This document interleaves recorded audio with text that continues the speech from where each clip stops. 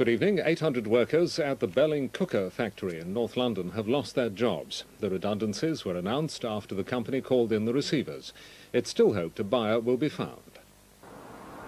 A total of 805 jobs have been axed at the company's Enfield headquarters. Manufacturing was halted last week for an annual shutdown and has now been suspended indefinitely. Production staff were told not to return to work after the receivers were called in on Friday. A letter arrived this morning in the post. What did it say? Basically, they've no longer got a job and sign on as quick as possible. The company won't give us the week in end that we're due. We have to go up to the employment place and get the money there. There is nothing to get. What am I supposed to do? What am I supposed to live in? I need to pay my rent. Belling's collapse is being blamed on the depressed market and competition from larger rivals. Just 146 staff are being kept on the payroll at the Enfield site to maintain customer services. The Prince of Wales has singled out Clerkenwell in North London as a blueprint for the future of Britain's inner cities. He sees the neighbourhood as a model urban village, a key to bringing a sense of community back to blighted areas. And he believes the secret of Clerkenwell's success is the mix of workplaces, amenities and housing. He outlined the concept in a speech in Westminster this lunchtime.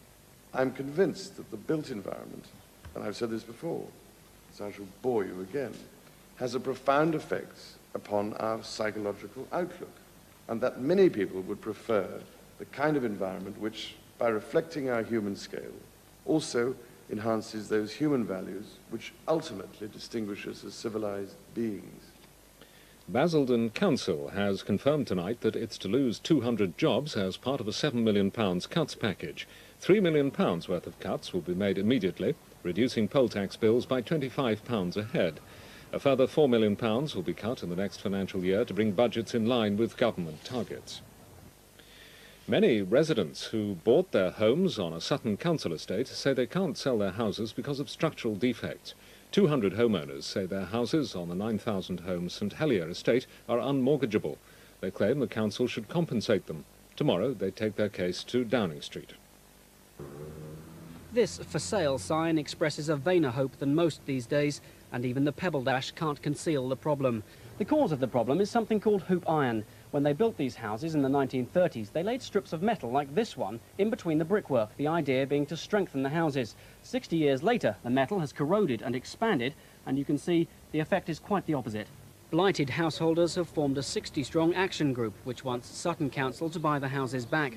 They have a number of letters showing the council was aware of the problems well before many people bought. So for them, there's no doubt who's to blame.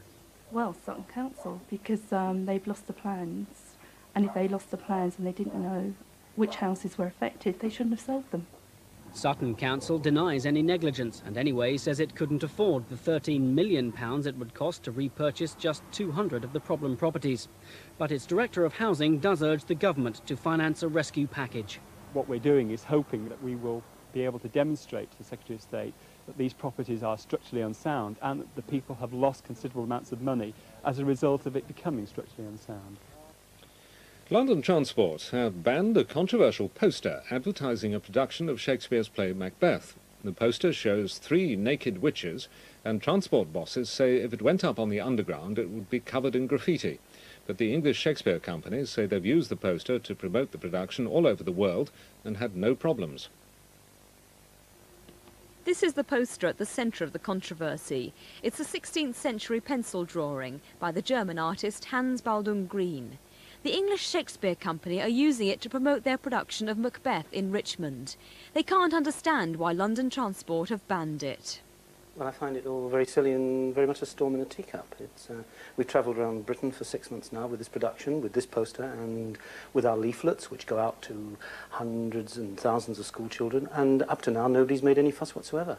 Well, I'm very disappointed with London Transport's attitude. This is a straightforward piece of Puritan and rather prudish censorship, and I think they look ridiculous, and people will think they are being very stupid about this indeed. London Transport Advertising have issued a statement saying they banned the poster on the Underground because there was a high probability it would attract offensive graffiti. And that's all. There'll be more Thames News at 5 to 10 tomorrow morning. Good night.